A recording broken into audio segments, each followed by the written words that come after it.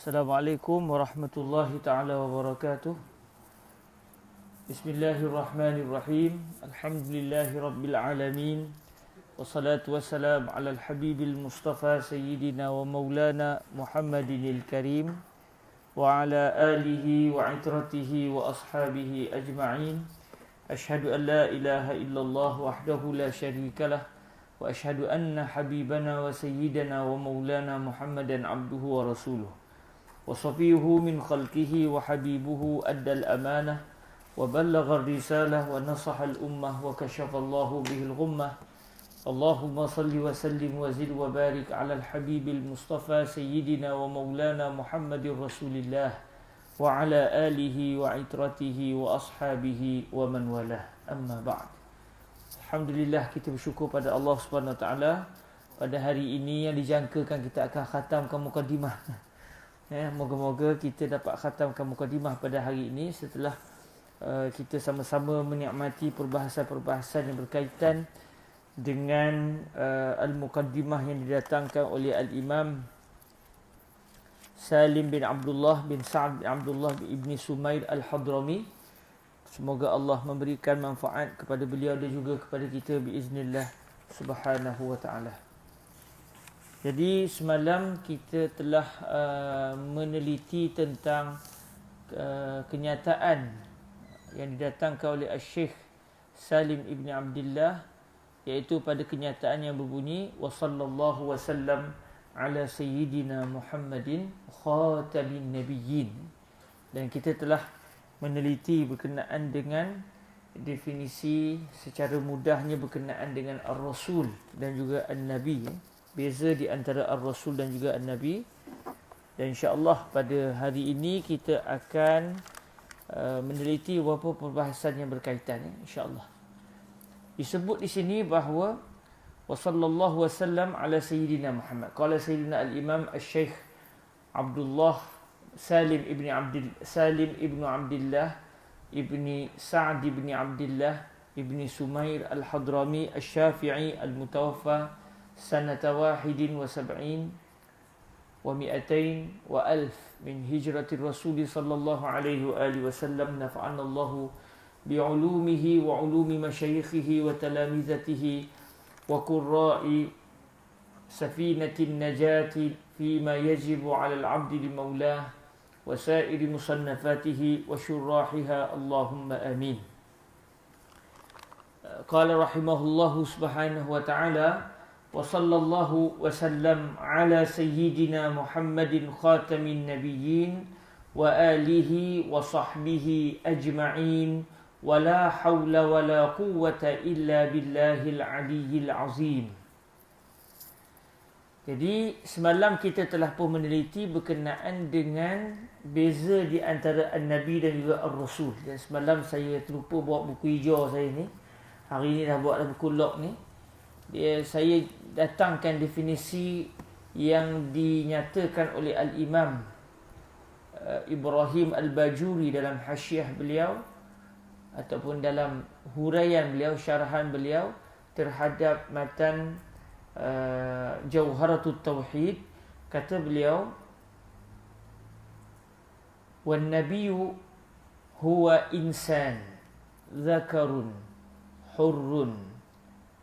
Ini yang kita sebut semalam, tapi mungkin siapa yang nak datangkan definisi secara Arabnya, an-nabi huwa insanun zakarun hurrun min bani Adam. Insan zakar hur min bani Adam salimun min salimun an munaffirin tab'an. Okey, insanun zakarun hurrun min bani Adam salimun an munaffirin tab'an uhiya ilaihi bi syar'in ya'malu bihi. Uhiya ilaihi bi syar'in ya'malu bihi. Okey, saya ulang sekali lagi. Tak habis lagi sebenarnya definisi dia. insanun zakarun hurrun min bani Adam salimun an munaffirin tab'an uhiya ilaihi bi syar'in ya'malu bihi wa illam yu'mar. Okey, ini sambungan dia, wa illam yu'mar bitablighihi, wa illam yu'mar bitablighihi. Insan zakar hur min bani Adam salimun an munaffirin tab'an uhiya ilaihi bi syar'in ya'malu bihi wa illam yu'mar bitablighihi. Kata al-Imam Syekh Ibrahim Al-Bajuri, apa dia an-nabi yang sudah kita bincang semalam. Cuma hari ini mungkin lebih terperinci sikit. Insan, iaitu dia bukan semata-mata hayawan. Hayawan dalam bahasa Arab kita ni masuk dalam hayawan. Hayawan itu cuma dalam istilah kita, bila sebut hayawan tu kita faham kucing apa semua tu.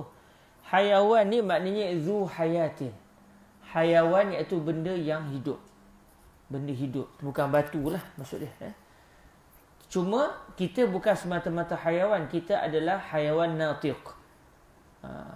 Insan ini adalah hayawan natiq, benda hidup yang mampu untuk, kalau ikut asal kalimah natiq, iaitu yang boleh bercakap. Tapi maksud di sini, natiq di sini maksud dia adalah mampu berfikir. Maknanya manusia adalah benda hidup yang mampu berfikir. Itu maksud insan. Cuma bila benda hidup yang mampu untuk berfikir, dia akan masuk sekali jin. Kalau ikut definisi ni, saya pernah tanya pada guru saya, Syekh Jamal Farouk, kata beliau definisi ini juga termasuk, boleh dimasukkan juga jin. Sebab jin juga benda hidup dan mampu untuk berfikir. Sebab tu nanti kita akan jumpa dalam definisi ini disebut insan zakar. Seorang insan, iaitu satu benda hidup yang mampu berfikir, dan dia seorang lelaki. Kemudian dia adalah seorang yang merdeka. Dia bukan hamba milik orang lain. Kemudian min bani Adam, daripada cucu cicit zuriat Nabi Adam. Maknanya kalau ikut definisi ini, terkeluarlah insan yang bukan manusia. Jin apa semua terkeluar kerana dia bukan daripada zuriat Nabi Adam. Dan Nabi Adam pun termasuk dalam definisi ini. Walaupun disebut min bani Adam, maksud dia Adami. Maksud min bani Adam di sini maksud dia Adamiyun, iaitu manusia. Kemudian disebut salimun an munaffirin tab'an. Orang ini selamat daripada sebarang benda-benda yang menjauhkan orang dari sudut jasadi dia, dari sudut tabiat dia, tabi'i dia. Maknanya dia tidak memiliki sebarang penyakit yang menyebabkan orang jauh daripada dia. Penyakit berjangkit contoh. Maknanya kalau ada Nabi pada hari ini, Nabi itu takkan kena corona. Dia takkan kena virus yang membawa kepada berjangkit dengan orang lain. Sebab bila dia ada penyakit yang boleh berjangkit kepada orang lain, orang akan lari daripada dia. Sedangkan tugas seorang Nabi adalah menyampaikan risalah Islam dan supaya dekat dengan orang. Jadi kalau masih ada Nabi pada zaman hari ini, dia tak adalah Nabi yang baru dilantik. Nabi itu tidak akan terkena sebarang penyakit yang berjangkit kepada orang lain. Walaupun mungkin Nabi itu sendiri sakit. Rasulullah sendiri kadang-kadang sakit. Tapi bukan penyakit yang berjangkit kepada orang lain.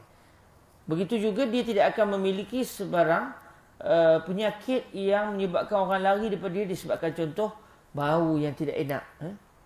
Bau mulutnya contoh, bau badannya yang tidak enak. Itu semua mustahil bagi para Nabi. Sebab itulah apa yang kita bisa dengar kisah Nabi Ayub alaihi wa ala sayyidina Muhammad sallallahu alaihi wasallam yang dapat penyakit sampai habis luluh badan, sampai berbau orang pun tak mau. Itu bukan kisah yang sebenarnya.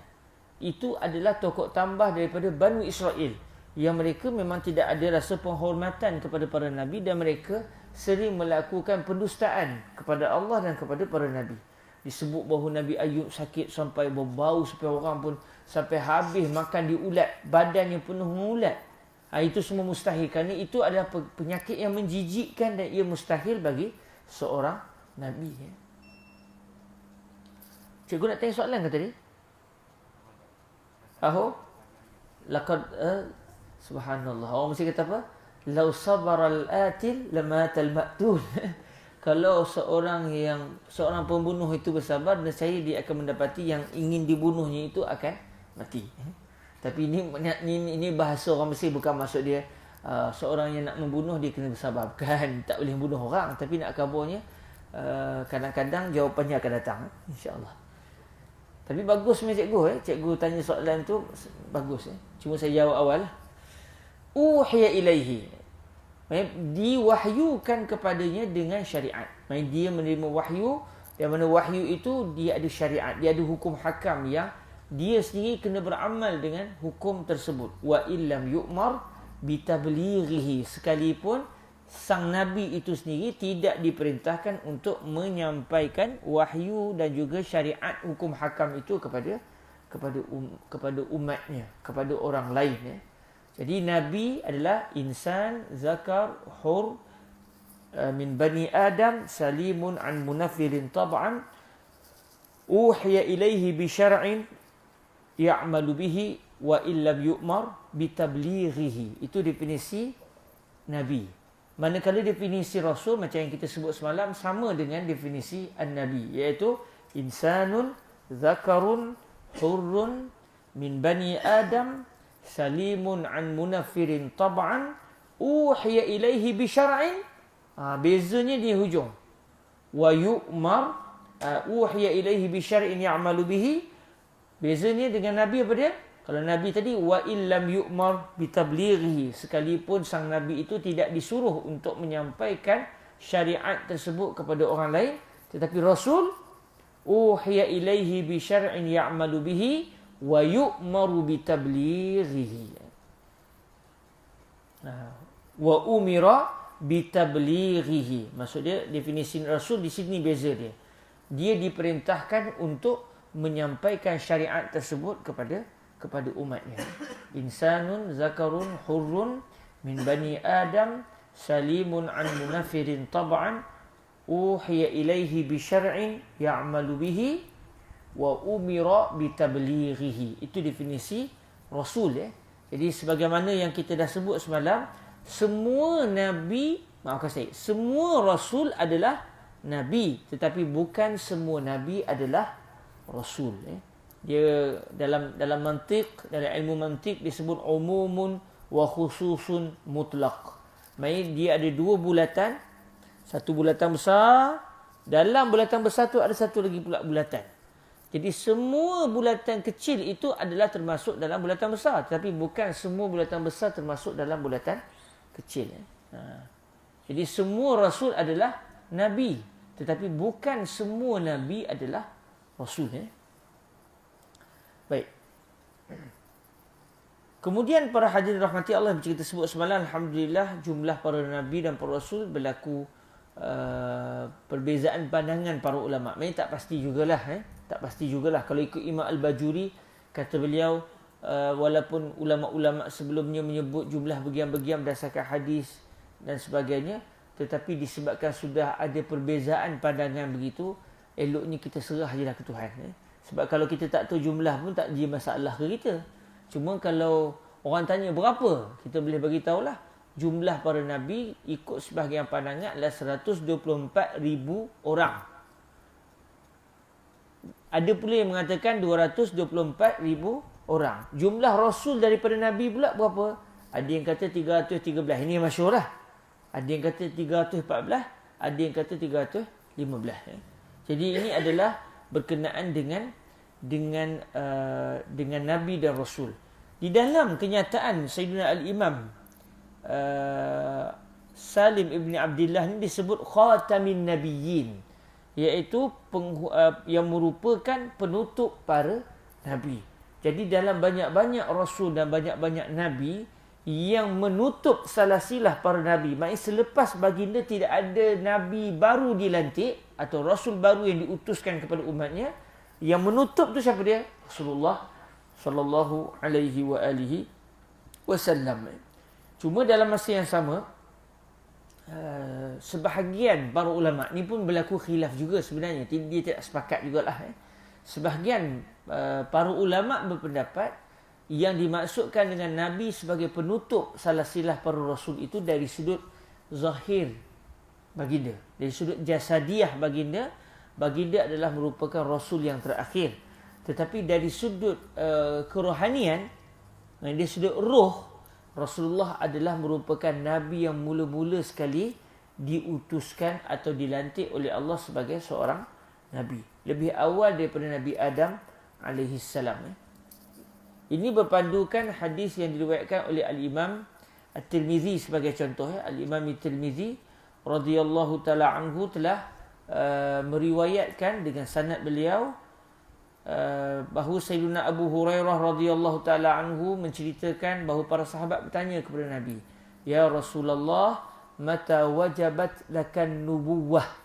Wahai Rasulullah, bilakah kenabian? Bilakah kenabian itu sudah jatuh kepada anda? Wajabat di sini maksud dia saqatat, ataupun wajabat dengan maksud furidat. Maksud dia ta'ayyanat. Bilakah kenabian itu sudah diberikan kepada anda? Lalu baginda Rasul sallallahu alaihi wasallam menyatakan, wa adamu bainar ruhi wal jasad. Saya sudah diberikan kenabian oleh Allah dalam keadaan Nabi Adam masih di antara roh dan jasad. Masih lagi belum sempurna penciptaan Nabi Adam sebagai seorang manusia. Belum lagi menjadi seorang manusia yang bernyawa, saya sudah menjadi seorang Nabi. Jadi hadis ini sebagai ulama memahami, ini menunjukkan bahawa seawal-awal Nabi yang Allah Azza wa Jalla rezekikan kepadanya akan kenabian adalah Nabi Muhammad sallallahu alaihi wasallam. Cuma ada juga para ulama yang memahami hadis ini dengan kefahaman yang lain. Kata beliau, semenjak sebelum Nabi Adam dilahirkan lagi, Allah sudah mentakdirkan bahawa Nabi Muhammad adalah seorang Nabi. Ada juga kefahaman yang berpendirian sedemikian. Maknanya kadang-kadang dalam satu hadis itu boleh difahami dengan pelbagai kefahaman. Jadi ada para ulama dia tak setuju bahawa Nabi Muhammad adalah seawal-awal Nabi. Sebab ada hadis yang menyatakan bahawa ketika para sahabat bertanya kepada Rasulullah dalam banyak-banyak makhluk apa yang mula-mula Allah Subhanahu Wa Taala ciptakan, kata Rasulullah, al-qalam, pena yang menulis takdir di Lauh Mahfuz. Jadi para ulama yang tidak bersetuju bahawa Nabi Muhammad adalah seawal-awal makhluk Allah akan menyatakan, hadis Rasulullah juga yang sebut bahawa seawal-awal makhluk adalah al-qalam. Namun ulama yang mengatakan seawal-awal makhluk adalah Rasulullah dari sudut kerohanian, sebab roh kita lebih awal. Macam kita sendiri pun, jasad kita ni baru lagi, tapi roh kita lebih awal daripada hang tuah lagi. Roh kita lebih awal daripada mana-mana orang yang pernah hidup dan dah meninggal sebelum ni. Cuma roh kita dengan roh dia sama-sama jugalah, tak tahu lah siapa lagi awal. Tapi maknanya roh lebih awal daripada jasad. Jadi dalam banyak-banyak ruh yang diciptakan oleh Allah, ruh siapakah yang mula-mula Allah Ta'ala ciptakan? Jadi berdasarkan hadis yang disebut oleh Rasulullah sallallahu alaihi wasallam, wa adamu bainar ruhi wal jasad, sebahagian para ulama kita memahami bahawa Nabi Muhammad adalah seawal-awal makhluk yang diciptakan oleh Allah, lebih awal daripada Nabi Adam alaihissalam. Dan apabila Nabi Muhammad sudah dianugerahkan dengan kenabian, tidak akan seseorang menjadi nabi melainkan uhiya ilaihi. Tidak akan seseorang itu dijadikan sebagai nabi melainkan dia akan menerima wahyu daripada Allah Subhanahu Wa Taala sebagaimana dalam definisi an-nabi tadi. Maknanya Rasulullah sewaktu di alam roh dahulu, baginda sudah mengambil atau sudah mendengar wahyu daripada Allah Subhanahu Wa Taala. Dan ini dikuatkan lagi dengan firman Allah Subhanahu Wa Taala, wa innaka latulaqqal qur'ana min ladun hakimin alim. Sesungguhnya anda benar-benar telah bertalaqi, iaitu sudah menerima wahyu daripada min ladun hakimin alim, daripada Tuhan yang maha bijaksana dan maha mengetahui. Dalam ayat ini tak dinyatakan pula bahawa Rasulullah menerima wahyu melalui perantaraan Sayyidina Jibril. Maknanya sebahagian para ulama berpandangan ayat ini menunjukkan bahawa Nabi Muhammad sudah menerima Al-Quran pada zaman kerohanian baginda, sebelum diturunkan Al-Quran pada zaman kejasadian baginda. Ini masih dalam perbahasan dan perbincangan para ulama. Tapi ada ulama tak setuju. Benda tu kalau kita setuju ke tak setuju, dia tidak membawa kepada masalah dari sudut akidah. Cuma bagi mereka yang mengatakan bahawa Nabi Muhammad adalah seawal-awal makhluk yang diciptakan oleh Allah, antara dalilnya adalah sebagaimana kita sebut, dan antara dalilnya lagi Allah Ta'ala meminta Rasulullah untuk mengucapkan inna salati wa nusuki wa mahyaya wa mamati lillahi rabbil alamin la syarika lahu wa bidzalika umirtu wa ana awwalul muslimin. Itu kita tak sebut di dalam doa iftitah kita. Kita hanya sebut wa ana minal muslimin. Tetapi Rasulullah di dalam doa iftitah Nabi, Allah memerintahkan Nabi untuk menyebut la syarika lahu wa bidzalika umirtu wa ana awwalul muslimin. Jadi dalam sebagian riwayat memang Nabi sebut wa ana awwalul muslimin, dalam sebagian riwayat hadis Nabi sebut wa ana minal muslimin. Jadi riwayat yang menyebut wa ana awwalul muslimin, sebagai ulama memahami bahawa maksud baginda Nabi, saya adalah seawal-awal muslim, adalah seawal-awal makhluk yang sujud kepada Allah Subhanahu wa taala. Dan bila Nabi kata saya termasuk di kalangan orang Islam, iaitu kalau dilihat dari segi jasad, semestinya nabi-nabi yang lebih awal daripada saya kalau dari segi jasad. Jadi memang perbahasan ini berlaku pandangan di kalangan para ulama. Dan ada juga para ulama yang berpendapat maksud Nabi seawal-awal kaum muslimin, maksudnya yang paling tinggi kedudukan. Difahami seawal-awal makhluk iaitu yang paling tinggi. Macam kita lah nombor, dia dapat nombor pertama. Maksud dia yang paling tinggi kedudukannya di dalam markah. Jadi seawal-awal makhluk, ada juga ulama faham seawal-awal makhluk bukan dari segi penciptaan, tetapi seawal-awal makhluk dari sudut kemuliaan. Maknanya saya sebut perkara ni kerana ada kadang-kadang orang isukan perkara ni, diisukan perkara ni. Dan ia termasuk di dalam perbahasan akidah, tetapi bukan masalah usul, bukan masalah pokok. Dia ada juga dalam bidang akidah ni masalah-masalah yang berlaku perbezaan pandangan para ulama di dalam memahami dalil-dalil syarak yang menceritakan tentang perbahasan akidah. Jadi kadang-kadang dalam akidah ada juga perbahasan-perbahasan ranting, perbahasan-perbahasan furu', perbahasan-perbahasan cabang yang kalau kita setuju, ya silakan, tak setuju pun ya silakan, sebab memang ini adalah perbezaan pandangan para ulama dalam bidang akidah. Biasa kita dengar ulama berbeza pendapat dalam masalah fiqh, tapi dalam masalah akidah juga ada. Walaupun begitu, kebanyakan masalah akidah adalah kesepakatan para ulama. Kerana dalil akidah biasanya dalil yang jelas. Tapi kalau dalil yang boleh dipahami dengan kepelbagaian pandangan ini, biasanya akan berlaku perbezaan pandangan di kalangan para ulama. Baik, seterusnya para hadirin yang dirahmati Allah, sambungan daripada ucapan Al-Imam Salim Ibn Abdillah disebut, semoga Allah berselawat dan memberikan keselamatan juga kepada keluarga baginda dan para sahabat baginda kesemuanya. Jadi sekarang setelah diucapkan, maknanya penulis memohon kepada Allah agar Allah berselawat, agar Allah memberikan keampunan kepada Rasulullah. Kalau ikut zahir begitulah. Tetapi yang dimaksudkan memberikan keampunan untuk Rasulullah, iaitu memberikan keampunan kepada sesiapa saja yang berlaku salah terhadap Rasulullah sallallahu alaihi wasallam, dan pengarang juga memohon agar Allah berselawat juga, iaitu memberikan rahmat berserta dengan keagungan kepada siapa? Kepada ahli keluarga Rasulullah sallallahu alaihi wasallam dan juga kepada para sahabat baginda. Maka para hadirin yang dirahmati Allah, timbul perbahasan siapakah yang dimaksudkan dengan ahli keluarga Rasulullah sallallahu alaihi wasallam. Bila sebut ahli keluarga Rasulullah, yang akan cepat terpapar di minda kita adalah mereka yang salah silah nasabnya adalah bersambung dengan Rasulullah sallallahu alaihi wasallam. Itu yang akan terus menerpa kita.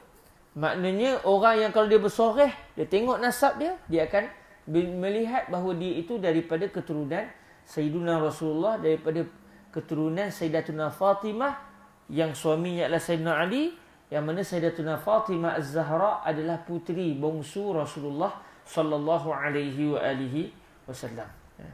Ada juga ahlul bait ataupun ahli keluarga Rasulullah yang nasab mereka itu pergi ke Sayyidatuna Zainab.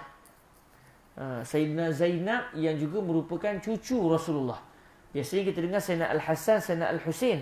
Tapi ada seorang lagi iaitu Sayyidatuna Zainab, iaitu adik kepada Sayyidina Al-Hasan juga Sayyidina Al-Husain. Adik. Cuma nasab Rasulullah melalui Sayyidatuna Zainab bintu Sayyidatina Fatimah binti Rasulullah ini berlaku jugalah perbahasan dan kadang-kadang macam ada keraguan sedikit. Jadi orang tak pun nak pasti sangat betul ke orang ni keturunan Rasulullah daripada jalur nasab Sayyidatuna Zainab, yang mana Sayyidatuna Zainab di sini maksudnya puteri kepada Sayyidatuna Fatimah. Sebab Rasulullah pun ada anak nama Zainab. Rasulullah pun ada isteri nama Zainab. Rasulullah pun ada cucu bernama Zainab. Dan cucu Rasulullah yang bernama Sayyidatuna Zainab ini dikebumikan di Kahirah, Mesir. Ada satu makam namanya makam Sayyidatuna Zainab. Ya. Kalau dikebumikan di Mesir. Sayyidatuna Zainab. Ya. Makam Sayyidatuna Zainab. Guru saya rumahnya dekat dengan guru saya Fadilatul Syekh Said bin Syatu, rumahnya dekat dengan masjid Sayyidatuna Zainab. Dalam masjid itu ada makam Sayyidatuna Zainab. Dulu asalnya rumah Sayyidatuna Zainab. Udahnya lepas meninggal, orang pakat ziarah, udahnya orang pakat wakaf buat jadi masjid. Okey. Sebab kalau ikutnya, kalau masjid tak boleh kita kebumikan orang dalam masjid. Sebab tanah itu sudah diwakafkan untuk masjid. Tak boleh pula diwakafkan ataupun dikebumikan orang di situ. Sebab ketika dikebumikan, dia ketika tanah itu sudah bukan lagi jadi masjid. Orang tak ada solat dah atas kubur tu.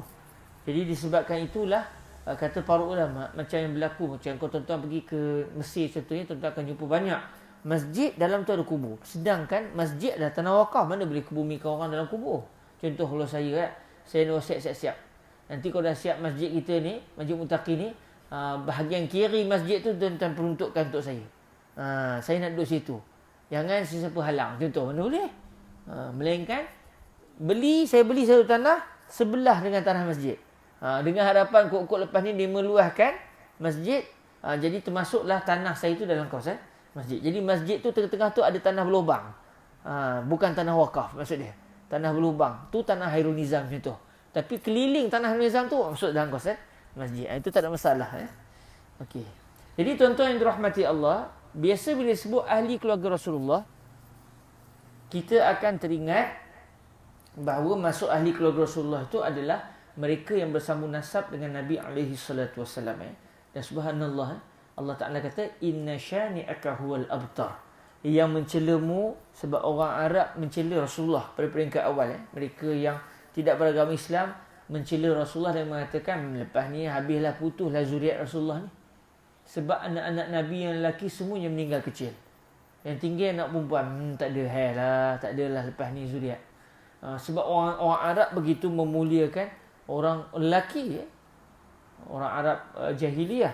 Tetapi Allah sebut inna syani'aka huwal abtar. Yang memakimu itu yang terputus nasabnya.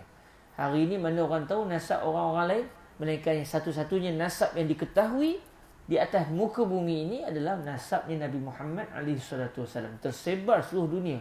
Di Mesir ada Ahlul Bait, di Malaysia pun ada. Macam di Malaysia ni contoh, keturunan Sayyid Sharifah itu memang insya-Allah daripada suriat Rasulullah sallallahu alaihi wasallam. Macam di Perak ni ada keturunan Mio. Abang Mio kita termasuk di antara orang yang salah silahnya bersambung dengan Nabi alaihi salatu wasallam. Tapi dia belah-belah ibu lah. Salah seorang untuk nenek ibu di atas tu, ibu Abang Mio sendiri Sharifah. Ibu di atas tu, nenek di atas tu ada seorang Sharifah berkahwin dengan orang biasa. Dan kalau ikut guru saya Fadilatul Syekh Yusri, tak kira nasab Nabi ni daripada ahli ayah ke ahli ibu ke sama saja. Beza dengan ulama Yaman sikit lah. Baik. Itu biasa yang kita faham bila sebut tentang nasab keluarga Rasulullah SAW, ahli keluarga Rasulullah. Cuma kata Al-Imam An-Nawawi radhiyallahu ta'ala anhu, apabila disebut ahli keluarga Rasulullah dalam doa, macam kita tahiyat, Allahumma salli ala Sayyidina Muhammad wa ala ali Sayyidina Muhammad. wa barik ala sayyidina Muhammad wa ala ali sayyidina Muhammad. Apa maksud ahli keluarga Rasulullah? Kalau ikut terjemah asalnya, al ni adalah maksud ahli keluarga. Lalu apa maksudnya? Kata Al-Imam Nawawi radhiyallahu taala anhu, kalau disebut kalimah ahli keluarga Rasulullah dalam doa, itu artinya semua umat Rasulullah sallallahu alaihi wasallam. Maksud kita maknanya. Maksud sewaktu kita mengucapkan Allahumma salli ala sayyidina Muhammad wa ala ali sayyidina Muhammad, sebenarnya kita sedang memohon kepada Allah untuk Allah berselawat kepada Rasulullah, dan kita juga memohon agar Allah berselawat kepada seluruh umat Rasulullah sallallahu alaihi wasallam. Dan kata para ulama, sehingga kan yang kaki maksiat pun kita mohon agar Allah berselawat kepada orang ini. Kerana nak kira-kiranya yang memang sangat-sangat memerlukan rahmat Allah dia. Kaki maksiat ni. Maknanya kita dalam doa kita, setiap hari kita memang memohon agar Allah mengampunkan, memuliakan, mengangkat darjat seluruh umat Nabi Muhammad alaihi salatu wasallam tanpa berkecuali. Itu salah satu pandangan yang disebut oleh para ulama, iaitu bila sebut ahli keluarga Rasulullah, maksudnya kalau disebut tentang ahli keluarga Nabi itu dalam doa, contoh macam sini, wa sallallahu wa sallam ala sayyidina Muhammadin khatamin nabiyyin wa alihi, ay wa sallallahu wa sallam ala alihi.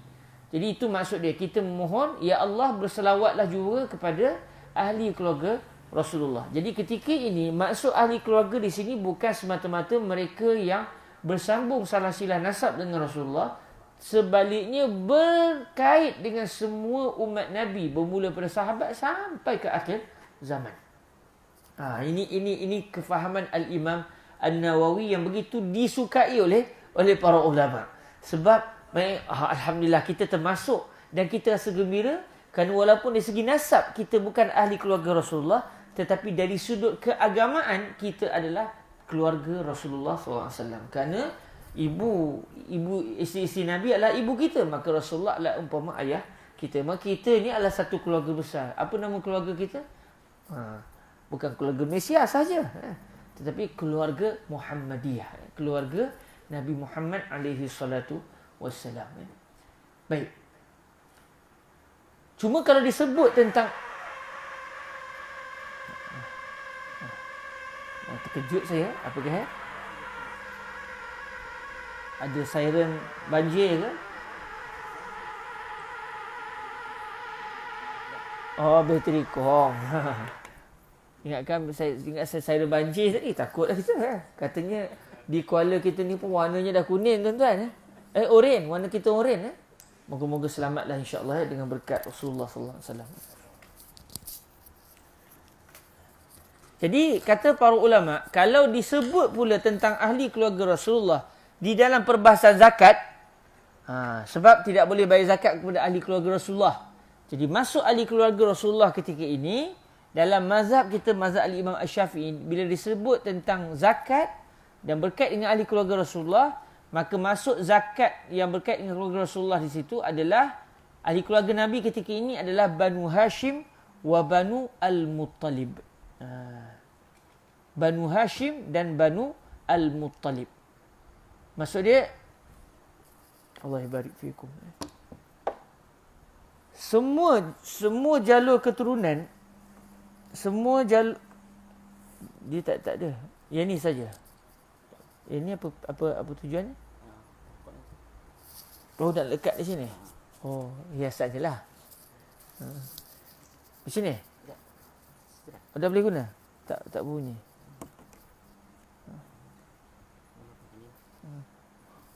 Bagi duduk tak apa. Tak apa, pakai ini senang. InsyaAllah. Okay. Jadi bila disebut tentang ahli keluarga Rasulullah dalam perbahasan zakat, adalah semua zuriat keturunan Hashim Ibni Abdi Manaf dan juga semua zuriat Al-Muttalib Ibni Abdi Manaf. Al-Muttalib di sini bukan Abdul Muttalib. Al-Muttalib di sini adalah Al-Muttalib Ibni Abdi Manaf. Dan kita kalau ingat lagi tentang kisah Al-Imam Asy-Syafi'i, Al-Imam Asy-Syafi'i adalah daripada keturunan Al-Muttalib Ibni Abdi Manaf. Kerana Hashim dan Muttalib ni dua beradik. Daripada jalur Sayyidina Hashim datanglah Rasulullah sallallahu alaihi wasallam daripada jalur Al-Muttalib yang merupakan adik-beradik dengan Hashim, datanglah keturunan yang bawa kepada Sayyidina Al-Imam Asy-Syafi'i radhiyallahu taala anhu wa ardahu. Baik, tuan-tuan yang dirahmati Allah Subhanahu wa taala, bila sebut tentang ahli keluarga Rasulullah, kalau sebut ahli keluarga Nabi, kita tanya, dalam doa ke dalam zakat? Kalau dalam doa, maksudnya itu bermaksud semua umat Rasulullah sallallahu alaihi wasallam. Kalau ikut pandangan Al-Imam An-Nawawi. Kalau maksud ahli keluarga Nabi itu ketika itu dibincangkan dalam isu zakat, maksudnya tidak boleh membayar zakat kepada ahli keluarga Rasulullah, juga tidak boleh kepada Rasulullah. Rasulullah dan ahli keluarga baginda tidak boleh menerima zakat. Secara asalnya dalam mazhab Imam Syafi'i begitu. Walaupun ada fatwa yang membenarkan ahli keluarga Rasulullah pada hari ini menerima zakat. Atas dasar fatwa lah. Tapi kalau atas dasar mazhab asal Imam Syafi'i tidak membolehkan. Baik, siapakah mereka ketika itu? Iaitu semua keturunan Sayyiduna Hashim ibni Abdi Manaf, juga keturunan Al-Muttalib ibni Abdi Manaf. Dua orang ni. Baik, cuma bila kita sebut tentang ahli keluarga Rasulullah, kalau dari satu sudut yang lain, memang kita dituntut untuk mencintai seluruh ahli keluarga Rasulullah sallallahu alaihi wasallam yang bersambung nasab dengan baginda. Kita sayang semua umat Rasulullah, tetapi dalam ramai-ramai umat Nabi, lebih sikit sayang kita kepada siapa? Kepada orang yang disayangi juga oleh Rasulullah, iaitu ahli keluarga baginda. Sebab mereka ini golongan sahabat-sahabat kita daripada keturunan Sayyid Syarifah, kalau menjadi Perak ni daripada keturunan Mio dan sebagainya. Mereka ini adalah orang yang Allah Subhanahu Wa Taala pilih untuk mempunyai hubungan kekeluargaan dengan Rasulullah. Maka mestilah ada hikmah yang Allah mengetahui kenapa mereka itu dipilih, tidak pula kita yang dipilih. Pun begitu, bukanlah maksudnya kita mencintai ahli bait ini adalah seperti maksud dia kita sampai tak boleh menegur kesilapan mereka. Tidak. Mencintai ahli bait dari sudut cinta. Tetapi sekiranya mereka ada kesilapan dari sudut hukum hakam, maka perlu ditegur, tetapi dengan penuh penghormatan. Atas dasar kerana menegur mana-mana orang Islam pun mesti dengan penuh penghormatan, kerana kita menegur mereka kerana Allah, bukan kerana sakit hati mereka. Apatah lagi kalau yang ditegur itu adalah daripada zuriat Rasulullah sallallahu alaihi wasallam. Silakan cikgu.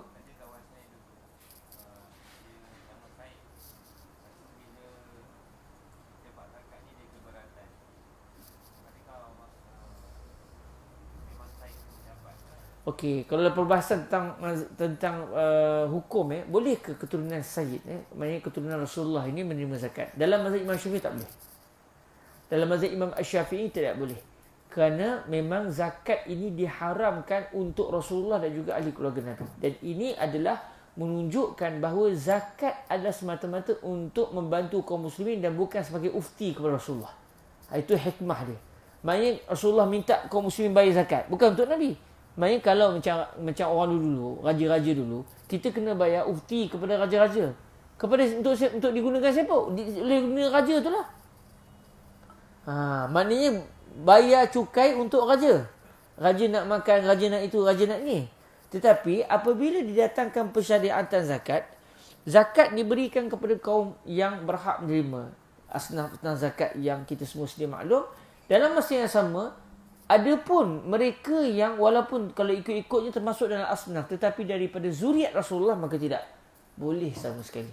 Kalau ikut asal mazhab Al-Imam Asy-Syafi'i radhiyallahu taala anhu. Maksudnya kalau orang tanya mazhab Imam Syafi'i kata apa dalam isu ni, tak boleh. Sebab tu macam kalau ada pusat zakat yang agak keberatan, ya betul, kerana ia adalah daripada mazhab Al-Imam Asy-Syafi'i radhiyallahu taala anhu. Dan ini menunjukkan bahawa zakat itu memang daripada kaum muslimin untuk kaum muslimin dan bukan dibayar untuk orang kata apa, sebagai cukai kepada Rasulullah. Cukai untuk Rasulullah dan ahli keluarga Nabi. Tidak. Buktinya Rasulullah tidak boleh makan zakat dan ahli keluarga Nabi juga tidak boleh makan zakat. Pernah berlaku Sayyiduna Al-Hasan atau Sayyidina Al-Husain, saya lupa antara dua orang tu, ambil kurma sedekah, ambil kurma zakat. Rasulullah selain pada zakat, sedekah pun Nabi tak boleh terima. Jadi ada orang dulu bayar zakat. Kalau zakat dia orang katakan bayar, kalau makanan hariannya itu kurma macam zaman Nabi, maka zakatnya adalah kurma. Ataupun memang menanam pokok kurma sebagai petani, maka ada zakat pertanian, iaitu buah kurma itu sendiri. Jadi kurma-kurma zakat ini dilonggokkan di satu tempat yang khusus. Lalu Sayyidina, sama ada Sayyidina Al-Hasan atau Sayyidina Al-Husain, saya terlupa antara dua orang tu, ambil satu buah dan masukkan ke dalam mulutnya makan. Budak Sayyidina Al-Hasan dan Sayyidina Al-Husain masih kanak-kanak kecil pada zaman Rasulullah sallallahu alaihi wasallam. Maka akhirnya Rasulullah telah mengeluarkan kurma itu daripada mulut cucu baginda tadi, dan Nabi keluarkan juga air-liur yang ada dalam mulut tu, kerana air-liur itu sudah bersebati dengan manisan buah kurma tersebut. Dan Rasulullah menyatakan bahawa, tidak tahukah kamu bahawa kita tidak boleh menerima zakat. Jadi ini menunjukkan bahawa tidak boleh mana-mana keturunan Sayyid atau Syarifah menerima zakat kalau ikut dalam mazhab Imam Asy-Syafi'i. Tapi disebabkan pada hari ini, kalau dulu Ahlul Bait mereka ada hak mereka, kalau ada rampasan perang mereka ada bahagian-bahagiannya, faid dia panggil. Mari ke zaman kita, perang dah tak pernah ada. Dalam masa yang sama, zakat membantu orang-orang miskin. Dan Ahlul Bait ada yang susah. Maka menurut Al-Imam Al-Bajuri, pada zaman beliau lagi, Imam Al-Bajuri berpendapat, Al-Bajuri juga Syafi'i, mazhaban, bermazhab Imam Syafi'i. Tapi Al-Imam Al-Bajuri berpendapat, kalaulah kita terus dengan asal mazhab kita yang tidak membenarkan zakat diberikan kepada Ahlul Bait, maknanya yang paling akan susah nanti adalah Ahlul Bait. Maka ini tidak ada unsur memuliakan Rasulullah. Lalu difatwakan boleh zakat diberikan kepada Ahlul Bait. Itu yang difatwakan oleh Al-Imam Al-Bajuri yang bermazhab dengan mazhab Al-Imam Asy-Syafi'i. Dan pandangan ini atas dasar melihat realiti pada zaman itu, dan kena dengan zaman kita pada hari ini. Cuma guru saya Fadilatul Syekh Husri punya satu pendirian yang agak manis. Kata beliau setuju dengan pandangan Al-Imam Al-Bajuri, tetapi demi untuk memuliakan Ahlul Bait, beliau kata seeloknya Ahlul Bait yang nak menerima zakat itu adalah zakat daripada Ahlul Bait juga. Biarlah sesama ahli keluarga Rasulullah membantu sesama mereka. Maksudnya zakat daripada Ahlul Bait diberikan kepada Ahlul Bait. Azan silakan.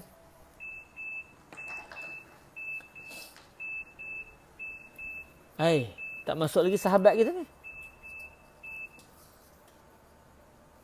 Saya tak masuk sahabat lagi. Ya Allah. Ya Allah. Alhamdulillah.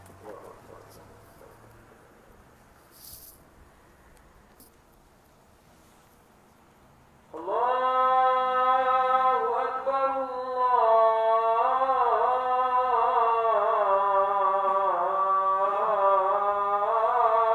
Akbar. Allahu Akbar, Allahu Akbar.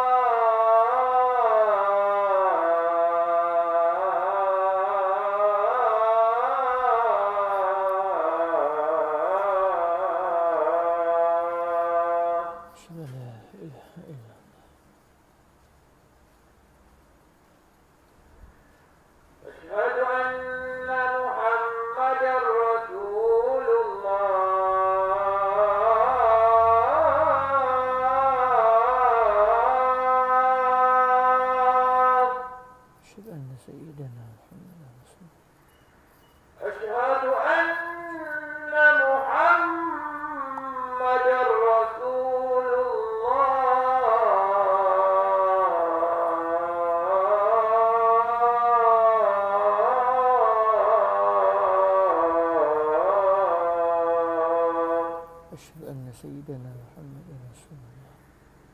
حي على الصلاة.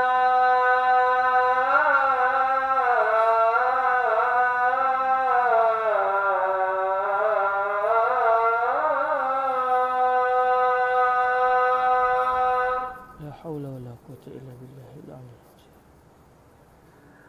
حي على الصلاة.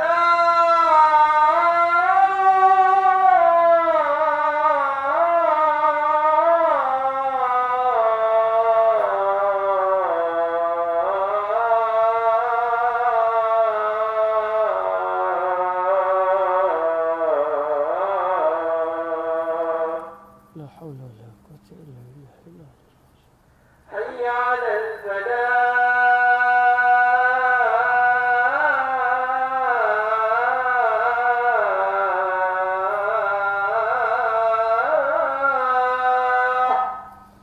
لا حول ولا قوة إلا بالله العلي العظيم. حي على الفلاح.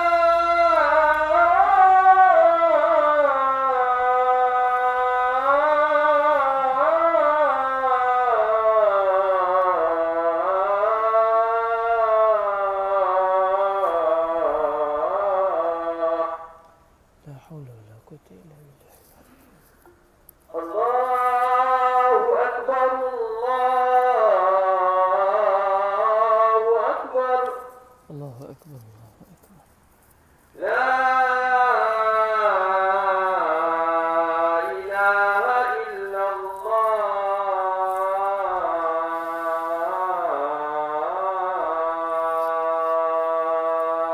وأنا أشهد أن لا إله إلا الله وحده لا شريك له وأن سيدنا محمدا عبده ورسوله. رضيت بالله ربا وسيدنا محمد رسول الله بالإسلام دينا. اللهم رب هذه الدعوة التامة والصلاة القائمة آت سيدنا محمدا الوسيلة والفضيلة والشرف والدرجة الرفيعة وبعث مقاما محمودا الذي وعدته إنك لا تخلف الميعاد. وصلى الله على سيدنا محمد وعلى آله وصحبه وبارك وسلم. Jadi tuan-tuan yang dirahmati Allah Subhanahu Wa Taala, secara mudahnya selesailah kita berkenaan dengan apa yang dimaksudkan dengan ahli keluarga Rasulullah sallallahu alaihi wasallam. Cuma ada satu lagi yang berbaki, iaitu dan selawat dan salam kita mohon supaya Allah Taala berikan kepada seluruh sahabat Rasulullah sallallahu alaihi wasallam. Kalau di sini disebut wa sahbihi ajma'in, wa alihi wa sahbihi ajma'in. Ajma'in ni maknanya seluruhnya. Cuma seluruhnya ini mungkin boleh difahami ianya merujuk kepada ahli keluarga Rasulullah seluruhnya, iaitu seluruh umat Rasulullah, dan juga kepada seluruh para sahabat Rasulullah sallallahu alaihi wasallam. Jadi kalau kita fahami ahli keluarga Rasulullah di sini bermaksud semua umat Rasulullah, termasuklah sahabat. Tetapi kenapa disebut sekali lagi? Untuk menunjukkan martabat yang tinggi yang dimiliki oleh para sahabat. Contoh, idza jaa dalam Al-Quran, tanazzalul malaikatu warruhu fiha. Macam awal surah Al-Qadr, inna anzalnahu fi lailatul qadr وما أدراك ما ليلة القدر ليلة القدر خير من 1000 شهر تنزل الملائكة والروح فيها بإذن ربهم من كل أمر. تنزل الملائكة والروح. Pada malam tersebut para malaikat dan juga ar-ruh telah turun. Siapakah ar-ruh yang dimaksudkan di sini? Ar-ruhul amin, iaitu Sayyidina Jibril alaihi salam. Maksudnya disebut semua para malaikat dan juga malaikat Jibril turun. Maksud dia kenapa disebut Sayyidina Jibril sekali lagi, sedangkan Sayyidina Jibril termasuk dalam malaikat. Ini gaya bahasa orang Arab. Bila mereka menyebut satu kalimah yang mencakupi semua individu yang berkaitan, kemudian disebut secara khusus individu tertentu, ini menunjukkan ketinggian nilai dan martabat individu yang disebut namanya tersebut. Contoh macam dalam Al-Quran ni, tahulah kita subhanallah tinggi sungguh darjat Sayyidina Jibril, sehingga kalau Allah Ta'ala tak sebut waruh pun kita fahamlah Sayyidina Jibril termasuk. Sebab disebut tanazzalul malaikatu. para malaikat seluruhnya akan turun. Maknanya kalau ikut situ kita dah faham dah Sayyidina Jibril akan turun sekali. Tetapi disebut waruh, begitu juga dengan Jibril alaihi salam. Mari tahulah kita ketinggian darjat Sayyidina Jibril. Jadi kalau balik kepada ayat Sayyidina Al-Imam Salim bin Abdullah di sini, wa alihi wa sahbihi ajma'in. Ya Allah, berselawatlah anda ya Allah kepada ahli keluarga Nabi. Siapa? Seluruh umat Rasulullah tanpa berkecuali. Mereka termasuklah para sahabat seluruhnya. Tetapi disebut pula dan juga berselawatlah ya Allah kepada para sahabat baginda. Maka tahulah kita ini adalah satu ketinggian darjat yang ingin dinyatakan oleh pengarang kepada kita. Memang tuan-tuan yang dirahmati Allah, dalam perbahasan akidah, dalam banyak-banyak manusia apa yang paling tinggi kedudukannya di sisi Allah adalah para nabi dan para rasul. Selepas para nabi dan para rasul, siapa pula yang lebih tinggi kedudukannya? Para sahabat. Kerana mereka adalah manusia paling terbaik yang digandingkan oleh Allah dengan Rasulullah sallallahu alaihi wasallam yang merupakan sebaik-baik makhluk. Rasulullah sebaik-baik makhluk. Al-Imam Al-Laqani dalam Jawharatul Tauhid sebut apa dia? Wa afdalul khalqi 'alal itlaqi nabiyuna famil 'anish shiqaqi. Wa afdalul khalqi 'alal itlaqi, seafdal makhluk secara mutlak. Tak ada melihat dari sudut ni, tak, dari semua sudut. Sebaik-baik makhluk dari semua sudut siapa? Wa afdalul khalqi 'alal itlaqi nabiyuna famil 'anish shiqaqi. Yang terbaik sekali di antara seluruh makhluk secara mutlak siapa dia? Nabi kita, iaitu Nabi Muhammad alaihi salatu wasalam. Famil 'anish shiqaqi, maka elakkan, kesampingkan dirimu daripada percangkahan pandangan. Sebab ada juga yang berpendapat Nabi Muhammad walaupun kedudukannya mulia, tapi Sayyidina Jibril lagi mulia daripada Nabi Muhammad. Ada yang berpendapat demikian, pandangan yang syaz di kalangan orang Islam, ada yang berpendapat sedemikian. Dan pandangan ini tertolak. Jadi dalam banyak-banyak makhluk Allah yang paling mulia adalah Rasulullah sallallahu alaihi wasallam. Lebih mulia daripada para malaikat, lebih mulia daripada arasy, lebih mulia daripada kursi Allah, lebih mulia daripada segala yang lain. Semulia-mulia makhluk adalah Nabi Muhammad. Baik, maka apabila Allah menggandingkan semulia-mulia makhluk ini dengan satu kumpulan yang beriman dengannya, maka tahulah kita semulia-mulia makhluk selepas para nabi dan para rasul adalah para sahabat Nabi Muhammad alaihi salatu wassalam. Jadi siapakah sahabat ni tuan-tuan?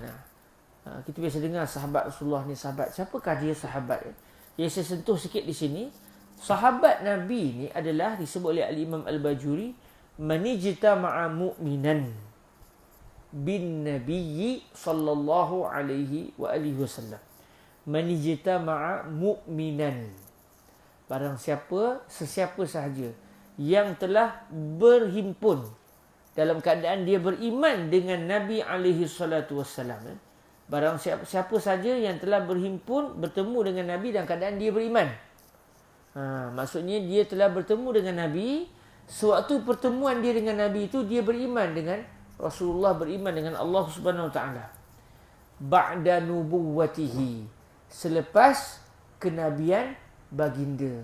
Maknanya kalau dia bertemu dengan Rasulullah, beriman dengan Rasulullah, tetapi sebelum Rasulullah sallallahu alaihi wasallam menerima wahyu pada alam kejasadian Nabi, contoh macam Sayyidina Waraqah bin Naufal bin Asad bin Abdul Uzza, beriman dengan Rasulullah, tetapi meninggal dunia sebelum Rasulullah sallallahu alaihi wasallam. Dalam isu Sayyidina Waraqah ni memang ada khilaf di kalangan para ulama, sebab ada yang berpendapat beliau adalah sahabat. Kenapa? Kerana beliau bertemu dengan Nabi dalam masa yang sama. Pertemuan dengan Nabi itu selepas Nabi menerima wahyu. Jadi ada para ulama yang berpandangan Sayyidina Waraqah termasuk di kalangan sahabat Rasulullah SAW. Tapi katakan Datuk Nabi. Datuk Nabi bertemu dengan Nabi. Dan Datuk Nabi beriman dengan Allah. Dan kalau ikut dari segi sejarah, Datuk Nabi mengetahui bahawa Rasulullah adalah cucu beliau akan menjadi Nabi akhir zaman. Tapi dalam masa yang sama, pertemuan dengan Nabi itu sebelum Nabi menerima wahyu. Jadi walaupun datuk baginda Nabi percaya bahawa cucunya ini adalah Nabi yang ditunggu-tunggu, namun datuk Nabi tidaklah dianggap sebagai sahabat Nabi Muhammad alaihi salatu wassalam. Sebab bertemu dengan Nabi sebelum Nabi menerima wahyu. Man ijtama'a mu'minan bin Nabi sallallahu alaihi wasallam ba'da nubuwwatihi fi hali hayatihi. Pertemuan dengan Nabi itu sewaktu Nabi masih hidup. Dan kalau ia bertemu dengan Nabi dalam mimpi, contoh kita, moga-moga semua kita direzekikan oleh Allah biiznillah bertemu dengan Nabi dalam mimpi dan juga di dalam alam jaga, amin ya rabbal alamin. Katakan di kalangan kita lepas kuliah ni, contoh besok call saya, Ustaz nak makan apa hari ni? Apa ke? Saya malam tadi mimpi jumpa Nabi. Kalau macam tu kena berani gam lah. Contoh. Maka adakah orang tu boleh sebut ke saya, Ustaz, lepas ni panggil saya sahabat? Dan punya contoh, katanya dah punya Ali. Jangan panggil Ali, dia panggil sahabat Nabi yang bernama Ali. Yang tinggal di Kuala Kangsar. Boleh ke itu? Tak boleh, tuan-tuan. Sebab pertemuan dengan Nabi ketika itu adalah selepas kewafatan baginda Rasul sallallahu alaihi wasallam. Walaupun bermimpi bertemu dengan Nabi itu adalah benar. Siapa yang dalam mimpinya hatinya mengatakan bahawa yang ditemuinya itu adalah Rasulullah, memang itu adalah Rasulullah sallallahu alaihi wasallam. Jadi kata Al-Imam Al-Bajuri ba'da nubuwwatihi fi hali hayatihi. Man ijtama'a mu'minan bin Nabi sallallahu alaihi wasallam ba'da nubuwwatihi fi hali hayatihi. Dan kalau dia bertemu dengan Nabi selepas kewafatan Nabi, maka dia tidak akan menjadi sahabat Rasulullah sallallahu alaihi wasallam. Ijtima'an muta'arafan. Dalam masa yang sama disyaratkan pertemuan dengan Nabi itu adalah pertemuan yang biasa, bukan pertemuan yang luar biasa. Maksudnya kalau adalah, katakan seseorang yang bertemu dengan Nabi pada hayat Nabi, tetapi bukan di bumi, di langit contohnya. Maka dia ketika itu tidak dianggap sebagai sahabat Rasulullah. Sebab walaupun dia hidup selepas Nabi menerima wahyu, dalam masa yang sama Nabi pun masih hidup dan dia beriman dengan Nabi, tetapi kalau dia bertemu dengan Nabi di atas langit, bukan di atas bumi. Sebab pertemuan di langit itu dah pertemuan yang luar biasa. Ini pertemuan yang biasa, iaitu pertemuan di bumi lah maksudnya. Ketika itu dia tidak dianggap sebagai sahabat. Disyaratkan oleh Al-Imam Al-Bajuri adalah pertemuan itu mestilah ijtima'an muta'arafan. Man ijtama'a mu'minan bin Nabi sallallahu alaihi wasallam ba'da nubuwwatihi fi hali hayatihi ijtima'an muta'arafan. Pertemuan yang dianggap biasa. Maksudnya tidaklah pertemuan itu satu pertemuan yang bercanggah dengan adat. Bukan satu karamah, bukan satu mukjizat maksud dia. Jadi maknanya disyaratkan bertemu dengan Nabi itu mestilah di atas muka bumi. Bukan jumpa di dalam laut ke contohnya. Tak. Pertemuan yang biasa. Maka kata para ulama, daripada definisi ini, yang beriman selepas kewafatan Nabi, walau sezaman dengan Nabi, maka tidak dianggap sebagai sahabat. Contoh yang berlaku pada Ka'bul Ahbar. Dia beriman, dia sezaman dengan Rasulullah tapi tak beriman pada zaman Nabi. Lepas Nabi wafat baru dia masuk Islam. Maka dia tidak jadi sahabat. Atau dia beriman pada zaman Nabi tetapi tidak pernah bertemu dengan Nabi, maka ia juga bukan sahabat. Contoh macam An-Najashi, Uwais Al-Qarni antara contohnya. Dah datang dah. Dah datang Madinah. Nabi kebetulannya tidak ada pula ketika itu. Maka tidaklah dia dianggap sebagai sahabat Rasulullah walau sezaman dengan Nabi, tetapi dia dianggap di antara kibarut tabi'in, orang tabi'in, golongan tabi'in yang tinggi statusnya sebab sezaman dengan Rasulullah sallallahu alaihi wasallam. Lalu kata Al-Imam Al-Bajuri, daripada definisi as-sahabah yang kita dengar tadi, man ijtama'a mu'minan bin Nabi sallallahu alaihi wasallam ba'da nubuwwatihi fi hali hayatihi ijtima'an muta'arafa. Kata para ulama, kata Al-Imam Al-Bajuri, daripada definisi ini, maka boleh untuk kita sebut Nabi Allah Isa alaihi salam termasuk di kalangan sahabat Rasulullah sallallahu alaihi wasallam. Tadi kata pertemuan yang biasa. Ni Nabi bertemu dengan Nabi Isa di langit. Sebab apa? Sebab pada malam Isra' itu seluruh para nabi dan para rasul dihimpunkan oleh Allah dihimpunkan oleh Allah Subhanahu Wa Taala di Baitul Maqdis, di bumi maksudnya, untuk bersama menjadi makmum Rasulullah sallallahu alaihi wasallam. Jadi kebanyakan para nabi dah wafat, maka dihimpunkan ketika itu ruh mereka. Melainkan Nabi Allah Isa, dan ada pandangan mengatakan termasuk juga Nabi Allah Ilyas. Dua orang nabi ni, yang pasti Nabi Isa lah. Nabi Ilyas, ada ulama berpendirian bahawa beliau masih hidup. Maka ketika ini bolehlah untuk kita menyatakan bahawa Nabi Isa telah beriman dengan Rasulullah selepas Nabi menerima wahyu, sewaktu Nabi masih hidup, dan pertemuan itu adalah satu pertemuan yang biasa. Maksudnya pertemuan yang bukan luar biasa. Walaupun suasana itu luar biasa, tetapi pertemuan itu di bumi. Maka kalau ikut Al-Imam Al-Bajuri, boleh untuk kita menyatakan bahawa Nabi Isa selain pada seorang Rasul, juga seorang Nabi, baginda juga merupakan sahabat Rasulullah sallallahu alaihi wasallam. Dan ini satu kemuliaan yang besar. Seorang Nabi dan Rasul, dan merupakan sahabat pula kepada Rasulullah sallallahu alaihi wasallam. Cuma kata para ulama, sahabat ni disyaratkan juga untuk dia terus kekal sebagai sahabat, dia hendaklah mati sebagai seorang Muslim. Kalau seseorang itu pada zaman Nabi beriman dengan Nabi, tapi akhirnya mati bukan sebagai seorang Muslim, maka dia ketika dia keluar dari agama Islam itu terpadamlah nilai ataupun nama sahabat daripada dirinya. Dan ada sahabat Rasulullah yang selepas kewafatan Nabi murtad, kemudian masuk Islam balik. Adakah dia sahabat ataupun tidak? Contoh yang berlaku kepada seorang sahabat Nabi yang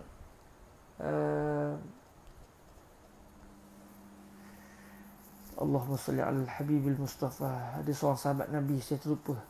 Kalau kita baca dalam Jam'un Nihayah nanti, kita akan jumpa hadis yang diriwayatkan oleh sahabat tu. Dia seorang sahabat, selepas kewafatan Nabi murtad, akhirnya kembali semula kepada Islam dan mati sebagai seorang Muslim. Jadi di tengah-tengah tu berlaku kemurtadan. Siapa? Tak pasti saya. Ada seorang sahabat dia adalah hadisnya dalam Sahih Bukhari yang akan kita baca dalam Jam'un Nihayah. Dan juga disebut oleh Al-Imam Al-Bajuri. Abdullah ibnu Abi Sarh. Sayyiduna Abdullah ibnu Abi Sarh beriman dengan Nabi pada hayat Nabi. Lepas Nabi wafat, beliau murtad. Dan akhirnya selepas itu bertaubat kembali dan kembali meluk agama Islam. Maka kata para ulama, beliau juga dianggap sahabat kerana masih sebagai seorang meninggal dunia dalam keadaan seorang Muslim. Cuma kedudukannya adalah tidak seperti para sahabat yang tidak langsung murtad selepas memeluk agama Islam. Okay. Dan kata para ulama, termasuk juga di antara sahabat Rasulullah adalah Nabi Allah Khadir AS. Bagi mereka yang berpendirian bahawa Nabi Allah Khadir termasuk seorang Nabi. Sebab di mana pertemuan itu? Di Baitul Maqdis. Pada malam berlakunya peristiwa Isra' dan juga Mi'raj. Jadi ini di antara perbahasan yang berkaitan wa alihi wa sahbihi ajma'in. Kalimah ajma'in ini menunjukkan semua para sahabat itu adalah dihormati. Tidak ada para sahabat yang dicela. Kalau dia mati sebagai sahabat, maka dia adalah manusia yang sangat dihormati. Walaupun berlaku masalah-masalah politik pada zaman sahabat Rasulullah sallallahu alaihi wasallam sehingga membawa kepada kewafatan para sahabat sesama mereka dalam perang Siffin contohnya, dalam perang Jamal pun begitu, tetap mereka ini adalah sahabat Rasulullah sallallahu alaihi wasallam yang dimuliakan. Wala haula wala quwwata illa billahi al-aliyyil azim. Tiada daya dan tiada kekuatan melainkan dengan pertolongan Allah yang maha tinggi. Bukan maksud dia tinggi dari sudut kedudukan, maksudnya tempat lokasi. Mustahil bagi Allah Ta'ala punya lokasi. Maksudnya maha tinggi sini iaitu dari sudut kemuliaan, kedudukan, bukan lokasi. Sebab ia mustahil bagi Allah lagi maha agung. Ya. Maksudnya segala kekuatan yang kita miliki ni tak akan kita dapat melainkan dengan pertolongan daripada Allah Azza wa Jalla. Dan Alhamdulillah dengan ini berakhirlah beberapa hari kita bersama dengan kitab ini di bahagian muqaddimah. Dan insya-Allah pada hari Ahad depan, biiznillah, Ahad depan, cikgu betul tak? 26 hari bulan. 26 hari bulan, sekiranya saya sempat sampai, rasanya sempat. Tapi la qadarullah, kalau jadi apa-apa di jalan, jam ke apa tu, kalau tuan-tuan nak buat online, saya tak tahulah. Saya online lah kereta lah kan. Tapi sempat kot, insya-Allah sempat kot biiznillah subhanahu wa taala. Moga-moga sempat. Kalau tak sempat nak buat online. Moga-moga dimudahkan Allah. InsyaAllah ada rezeki, kita akan bertemu semula pada Ahad depan untuk kita masuk pada fasal ataupun tajuk yang pertama dalam kitab ini selepas mukaddimah, iaitu berkenaan dengan rukun Islam. Alhamdulillah, moga-moga maklumat-maklumat yang agak terperinci yang kita bincangkan di dalam mukaddimah ini akan terus diingati oleh kita, kerana ia maklumat-maklumat yang akan kita jumpa banyak kali.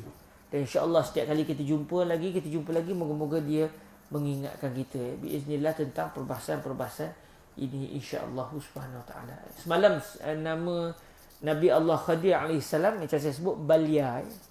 Balya ibni Malkan. Balya ibnu Malkan. Mim lam kaf alif nun. Itu yang disebut oleh para ulama dan semestinya biasanya ia bersumberkan daripada sumber-sumber Israiliyat. Maknanya tak pasti.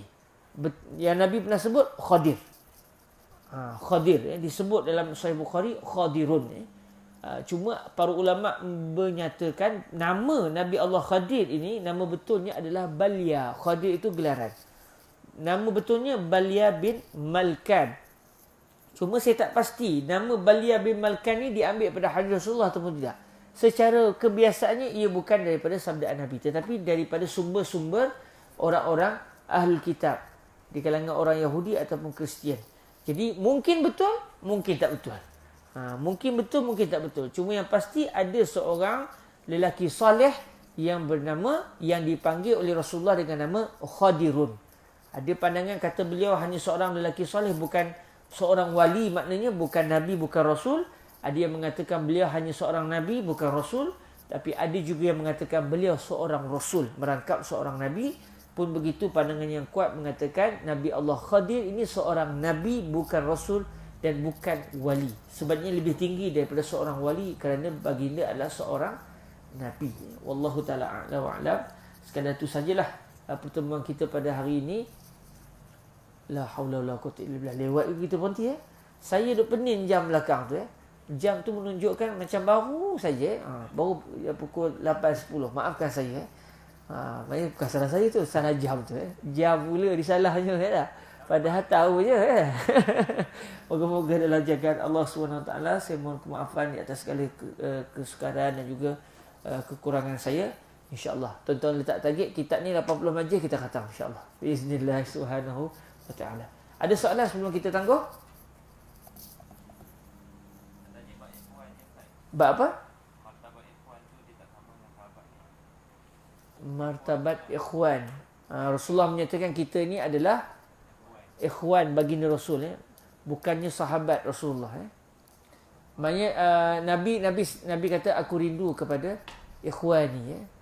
Ikhwani. Lalu para sahabat kata bukankah kami ni ikhwanmu? Ikhwan ni maknanya saudara lah. Saudaramu ya Rasulullah. Rasulullah kata kamu adalah sahabatku, manakala ikhwanku adalah mereka yang tidak sezaman denganku, tidak pernah melihatku tetapi beriman denganku. Rasulullah sangat rindu untuk melihat kita. Secara jasadinya Nabi rindu nak melihat kita. Kata para ulama, bila Rasulullah SAW sebut pada para sahabat, kamu adalah sahabatku, sebenarnya sahabat Rasulullah adalah sahabah dan juga ikhwan Rasulullah. Cuma Nabi maksudkan ikhwan ni iaitu ikhwan selain para sahabat. Sebab para sahabat juga adalah saudara Rasulullah. Kita pula adalah saudara Rasulullah dari sudut persaudaraan Islam. Tapi sahabat Rasulullah bukan semata-mata ikhwan, bukan semata-mata saudara seagama dengan Rasulullah. Bahkan para sahabat juga adalah merupakan sahabah, mereka yang mendampingi Rasulullah sallallahu alaihi wasallam. Maksudnya walaupun kita ikhwan Rasulullah sallallahu alaihi wasallam, para sahabat mereka adalah ikhwan juga sahabat Rasulullah sallallahu alaihi wasallam. Itu ada disentuh dalam kitab-kitab bahawa bukan Nabi ingin menafikan ikhwan pada para sahabat. Sebab banyak mungkin orang akan faham, sahabat bukan ikhwan, kita ni ikhwan. Dan Rasulullah rindu nak bertemu dengan ikhwan baginda, itu saudara-saudara baginda. Tapi para ulama sewaktu menguraikan hadis ni menyatakan Rasulullah bukan nak menafikan nilai saudara pada para sahabat, tapi Rasulullah nak menyatakan kamu lebih tinggi daripada mereka kerana kamu bukan semata-mata ikhwan, kamu adalah sahabah. Adapun mereka bukan sahabah, tetapi walaupun mereka bukan sahabah, disebabkan mereka beriman denganku, mereka adalah saudaraku. Ya Rabb, moga-moga kita akan bertemu dengan Nabi SAW satu hari nanti insya-Allah. Aku lu qauli hadza wa astaghfirullah li wa lakum. Kita tangguhkan majlis kita dengan selawat ke hadrat Nabi Muhammad alaihi salatu wassalam. Allahumma salli afdala salatin ala as'adi makhluqatika sayyidina Muhammadin wa ala alihi wa sahbihi wa sallim adada ma'lumatika wa midada kalimatika kullama ذكرك الذاكرون وغفل عن ذكره الغافلون اللهم صل أفضل صلاة على أسعد مخلوقاتك سيدنا محمد وعلى آله وصحبه وسلم عدد معلوماتك ومداد كلماتك كلما ذكرك الذاكرون وغفل عن ذكره الغافلون اللهم صل أفضل صلاة على أسعد مخلوقاتك سيدنا محمد وعلى آله وصحبه وسلم عدد معلوماتك ومداد كلماتك كلما ذكرك الذاكرون وغفل عن ذكره الغافلون وسلم ورضي الله تبارك وتعالى عن ساداتنا أصحاب رسول الله أجمعين وحسبنا الله ونعم الوكيل ولا حول ولا قوة إلا بالله العلي العظيم سبحانك اللهم وبحمدك أشهد أن لا إله إلا أنت أستغفرك وأتوب إليك بسم الله الرحمن الرحيم والعصر إن الإنسان لفي خسر إلا الذين آمنوا وعملوا الصالحات وتواصوا بالحق وتواصوا بالصبر جزاكم الله خير الجزاء أقول قولي هذا وأستغفر الله لي ولكم السلام عليكم ورحمة الله وبركاته